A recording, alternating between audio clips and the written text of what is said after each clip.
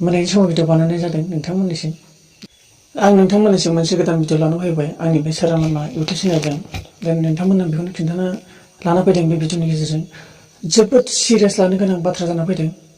मामुलि नङा, सानसेयावनो गोबां पजिटिभ मोनदों। आसरित, दिनैनि दिनावनो गोबां पजिटिभ मोनबाय नङा होमबा? बेनिखायनो आसरित मोनबाय, आयु दिनै हरनि गेजेराव माबोरै पजिटिभ मोनदों, आसरित बारायगासिनो। दिनै सिरियास लानो गोनां। मानि थाखाय होनबा दिनै हेमन्त शर्माया होदों नै टिचार नोंथांमोना। दिनै बेखौनो साननो गोनां, आसरित। हेमन्त शर्माया मा होनदों दिनै रोखा नोंथांमोननो खिन्थादों। दिनै नोंथांमोना बेखौनो खिन्थामोना नायलांबाय था आरो नोंथांमोना मिथिथारनो गोनां। आरो जों नोंथांमोना साननो हायो जे दिनै जोङो बे भिडिअनि गेजेरजों नोंथांमोननो मोनसे ओरैनो गावसोरनि थाखाय ओरैनो टाइम पासनि थाखायसो नोंथांमोना भिडिअ बानायदों, बेबायदि जोंखौ साननाङा। माने बेखौनो आं बुंनो सानदों, एकदम नोंथांमोना बेखौ जेसेबां हायो शेयार खालाम जोंनि बर'नि गेजेराव। मानो होनब्ला नोंथां बेखौ मिथिथारनाया जोंनि थाखाय गोनांथार। बेनिखायनो बे भिडिअखौ जाय नोंथांमोना नायदों शेयार खालामना हो। आरो नोंथां जों गासै बर'फ्रा मिथियोबा जोंनि थाखाय रैखा, आरो जों बेफोर नियमखौ जों मानिथारगोना जोंनि गोनांथार। बेखौ हेमन्त शर्माया रोखा रोखा बुंदों। बेनिखायनो नोंथांमोना जा बेसेबां हायो बेखौ शेयार खालाम आरो पस्ट खालामना हो। बेखौनो आं बुंनो सानो, दिनै बेखौनो एकदम सिरियास लानो गोनांथार। नैबे कर'ना कभिड-19खौ लानानै दिनै बेसेबां गिनो गोनां, बेखायनो आं नोंथांमोननो जबरदस्त दिनै भिडिअ बानायनो आं नोंथांमोननो नागारनाय जादों। दिनै नोंथांमोना मोनथिथों आरो जों गोख्रों थानो हाथों, आरो बेनिफ्राय जों आरो गोख्रोंसिन थानो हाथों। दिनै जोंखौ मिथिहोगासिनो दिनै हेमन्त शर्मानि टुइटारनि गेजेरजों।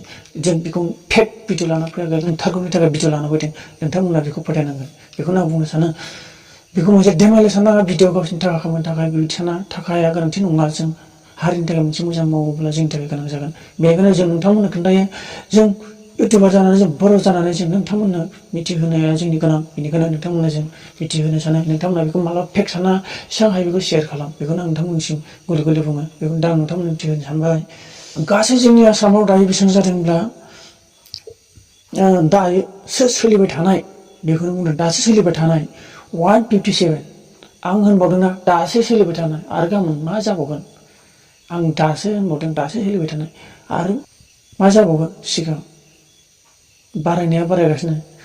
आंथ' सिरियासखौनो लायाखैमोन, आसरितसोमोन।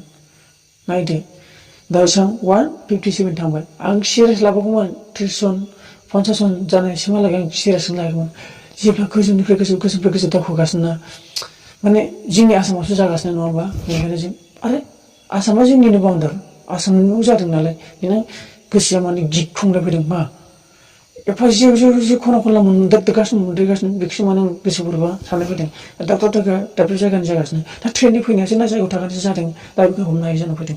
आसरित, दा 157 आरो नै दिनैबो आरो बेसेबां जाबावगोन बेखौ साननो गोनां जों। आसरित। आरो दा हेमन्त शर्माया बुंबावदों आरो बेयाव ससियेल डिस्टेन्सखौ मानि। ससियेल डिस्टेन्सआ माब्रै? दिनै आं बेखौ नोंथांमोननो खिन्थानो सानदों। ससियेल डिस्टेन्सखौ मानि होनदों। जों बांसिन मानसियानो ससियेल डिस्टेन्स माने जों बुजिया।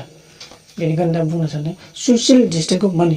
गोबां जों कर'नायाव बारग'नो थाखाय जों ससियेल डिस्टेन्सखौ मानि होननानै बुंगासिनो। दिनै माखासे जों नुगासिनो बाहेराव ओंखार, नाथाय आंनि बुंनायखौ गाज्रि मोनदोंबा आं निमाहा लायो। दिनै बेखौनो जों नोंथांमोना जों खोना जोङो आंगायनाय मोनबाय। मा कर'ना गैला होननानै जों आंगायनाय मोनबाय। ओंखायनो जोंनि गोसोआव माने गिलिनाय फैयाखै जानांगौ दां। बेखायनो जों बाहेराव बांसिन माखासे मानसिखौ जों ओंखारनाय नुदों आरो गोसो बायदों। खिन्थु ससियेल डिस्टेन्सखौ बांसिनानो मानियाखै, मानिनो होदों जेब्ला जायो अब्ला। नायदो जों ओरैनो बुखियाखै, खिन्थु जों बेखौनि थाखायसो बुंगासिनो। ससियेल डिस्टेन्सखौ मानिनो गोनां ओंथि बेनो जे नोंथांमोना आं बुंनायखौ गाज्रि मोनना आं बेखौनो बुंनो सानो। ससियेल डिस्टेन्सनि मानिनो गोनां बाथ्राया बेनो जे मास्क पहनना चाहिए। ससियेल डिस्टेन्सनि रुला बे मास्कखौ गानथारनांगौनो। मानि थाखाय? जों बै कभिड-19 कर'ना भाइरासनि थाखाय। बेखौनो होनदों मास्क पहनना चाहिए। मास्क पहनना चाहिए माने मास्कखौ खुगायाव ओरै खोबनाय मास्कखौ गानथारनांगौ होनना बुंगासिनो नोंथांमोनखौ। आरो बेनिफ्राय 2 नम्बराव अपना हाथों को अक्सर धोले। माने जिखुनु नोंथाङा मा दांदों मा दाङाखै, मा मावदों मा मावाखै, जिखुनु माने मोनसे दांदेर दुंदेर अबावबाफोराव थांबाय दंबा नोंथाङा माने गावखौ रैखा खालामनो थाखाय अक्सर हाथ धुए होनना बुंदों नोंथांमोननि सिगाङाव। एकदम बेखायनो मानि। आरो बाद बाखि जों बाहाराव थांब्ला, दखानफ्राव थांब्ला, नोंनि खाथि सासे मानसि दंब्ला बिनि सासे खाथि सासे मानसि दंब्ला आरो नोंनि सिगाङाव सासे मानसि दंब्लाबो 1 मिटार गोजान थानो होदों बेखौनो बुंगासिनो। आरो जों बिदिनो टाउन सहराव बेरायबाथ' गोबां गारि सालायग्रानि नियमा बेलेग, साइकेल सालायग्रानि नियमा बेलेग, थाबायग्रानि नियमा बेलेग, होमबाबो ससियेल डिसटेन्स मास्क गाननायखौ मानि होनदों आरो गावखौनो रैखा खालाम आरो आखाइ सु। बेखौनो नोंथांमोना आं गले गले मिथिहोनो आं बे भिडिअनि गेजेरजों नोंथांमोना लाना फैबाय थायो।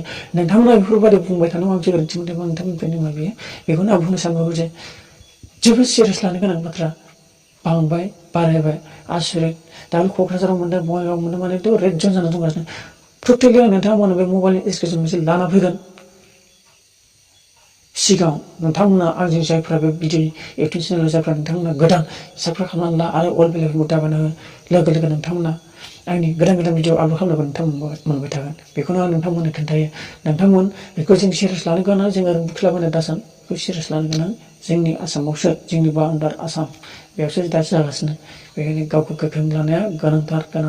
खिन्थु आं बेखौनो बुङो, आंनि बुंनायफ्राव माबा मोनसे गोरोन्थि मोनदों बेखौनो निमाहा लाबाय आरो बेखौनो बेखिनि रावखौ बुंनानै दोनथ'नाय जाबाय आरो आं भिडिअखौ लाना फैगासिनो नोंथांमोननिसिम। मोनानि समाव भिडिअ बानायनाय जादों नोंथांमोननिसिम। नोंथांमोना बेखौ आं माने नोंथांमोननि थाखाय गोनांथार होननानै इमारजेन्सि हरावनो भिडिअ बानायनाय जादों। बेखौनो नोंथांमोना लासै खोनानाय जाबाय। बाय बाय।